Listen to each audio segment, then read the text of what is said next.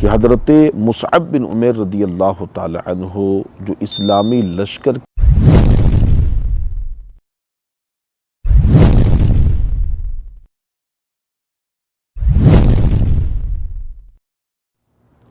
پھر یہ بڑا غضب ہوا کہ حضرت مصعب بن عمیر رضی اللہ تعالی عنہ جو اسلامی لشکر کے علم بردار تھے، ان پر قیمیہ نامی کافر جو تھا وہ جھپٹا اور اس زور سے ان کے بازو پہ تلوار مارا کہ ان کا دایاں بازو کٹ کر گر گیا، کیونکہ اسلامی جھنڈا ان کے ہاتھ میں تھا۔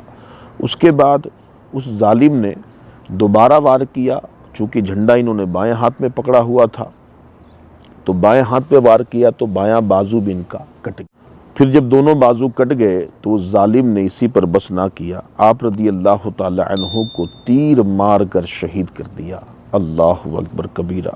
آپ کو بتاتا چلوں ناظرین، پیارے آقا صلی اللہ تعالی علیہ وسلم کی یہ جانثار حضرت مصعب بن عمیر رضی اللہ تعالی عنہ جو اس وقت میرے سیدھے ہاتھ پہ آرام فرما ہیں، سید الشہداء امیر حمزہ رضی اللہ تعالی عنہ کے ساتھ ہی آپ کی قبر پاک ہے۔ ناظرین، یہ بھی میں آپ کو بتاتا چلوں کہ حضرت مصعب بن عمیر رضی اللہ تعالی عنہ کی شکل پیارے آقا صلی اللہ علیہ وسلم سے مشابہت رکھتی تھی، تو جیسے یہ زمین پہ گرے کافروں کی نظر پڑی تو انہوں نے شور و گل مچا دیا کہ معاذ اللہ محمد رسول اللہ صلی اللہ علیہ وسلم شہید ہو چکے ہیں۔ اللہ اکبر۔ اس آواز نے تو غضب ہی ڈھا دیا، اس خبر نے تو مسلمانوں کو پریشان کر دیا، اور صحابہ کرام رضی اللہ تعالی عنہم پر قیامت قائم ہو چکی تھی کہ ظاہر ہے مصطفیٰ کریم صلی اللہ علیہ وسلم کے انتقال کی خبر صحابہ کے لیے ایک کم دکھ کی بات نہیں تھی کہ جب صحابہ کرام رضی اللہ تعالی عنہ تک جب یہ اطلاع پہنچی تو میدان جنگ چھوڑ کر نکل گئے۔ بڑے بڑے بہادروں کے پاؤں اکھڑ گئے اور مسلمان تین گروہ میں ہو گئے۔ کچھ لوگ تو بھاگ کر مدینے کے قریب پہنچ گئے، کچھ لوگ سہم کر مردہ دل ہو گئے، جہاں تھے وہیں رہ گئے، اپنی جان بچاتے رہے یا جنگ کرتے رہے۔ کچھ لوگ جن کی تعداد تقریباً 12 تھی وہ رسول اللہ صلی اللہ علیہ وسلم کے ساتھ ثابت قدم رہے۔ اسی ہلچل اور بھگدڑ میں بہت سے لوگوں نے تو بالکل ہی ہمت ہار دی، اور جو جبازی کے ساتھ لڑنا چاہتے تھے وہ بھی دشمنوں کے دو طرفہ حملوں کے نرغے میں پھنس کر مجبور و لاچار ہو چکے تھے۔ تاجدار دو عالم صلی اللہ علیہ وسلم کہاں ہیں اور کس حال میں ہیں، کسی کو اس کی خبر نہ تھی۔ اس دوران شیر خدا حضرت علی کرم اللہ تعالی وجہہ الکریم بڑی جابازی کے ساتھ تلوار چلاتے ہوئے دشمنوں کے صفوں کو چیرتے ہوئے، بلکہ ان کو درہم برہم کرتے ہوئے اور نظر اٹھا کے دائیں بائیں آگے پیچھے دیکھ رہے تھے کہ کہیں سے جمال نبوت کا جلوہ انہیں نظر آ جائے۔ اسی دوران حضرت انس رضی اللہ تعالیٰ عنہ کے چچا حضرت انس بن نضر رضی اللہ تعالیٰ عنہ لڑتے جنگ کے میدان سے کچھ آگے نکل گئے۔ آپ نے وہاں دیکھا کہ چند صحابہ کرام مایوس ہو کر بیٹھے ہوئے ہیں۔ آپ رضی اللہ تعالیٰ عنہ کی جب ان پہ نظر پڑی تو آپ نے فرمایا وہاں لڑائی ہو رہی ہے، تم یہاں بیٹھے ہوئے ہو؟ صحابہ کرام رضی اللہ تعالیٰ عنہم نے عرض کی، اے انس بن نضر رضی اللہ تعالیٰ عنہ، اب ہم لڑکے کیا کریں گے؟ جس کے لیے ہم لڑ رہے تھے وہ تو شہید ہو چکے ہیں۔ اللہ اکبر۔ ان کی بات سننے کے بعد کیا جواب دیتے ہیں حضرت انس بن نضر رضی اللہ تعالیٰ عنہ؟ آپ نے فرمایا کہ اگر واقعی رسول خدا صلی اللہ علیہ وسلم شہید ہو چکے ہیں تو پھر ہم ان کے بعد زندہ رہ کر کیا کریں گے؟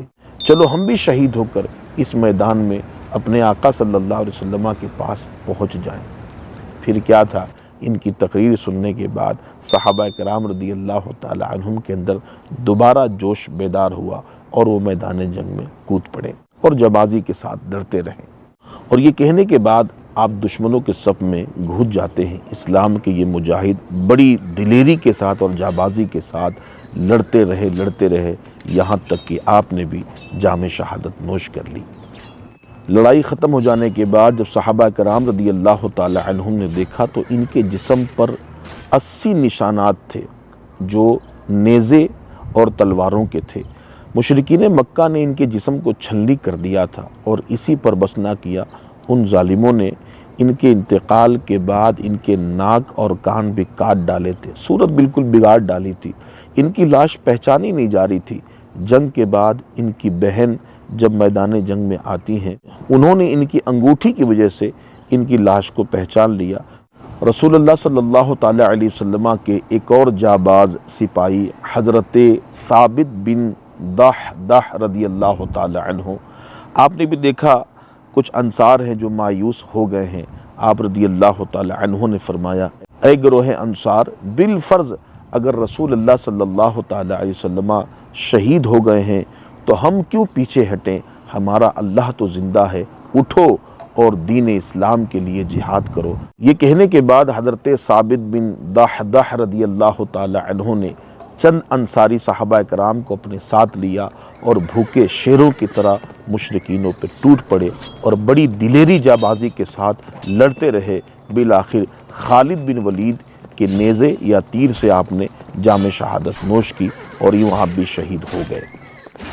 جنگ جاری تھی اور جا نثاران اسلام جو جہاں تھے وہی لڑائی میں مصروف تھے، مگر نگاہ نبوت کو دیکھنے کے لیے، جمال نبوت کو دیکھنے کے لیے ہر آنکھیں بے قرار تھی۔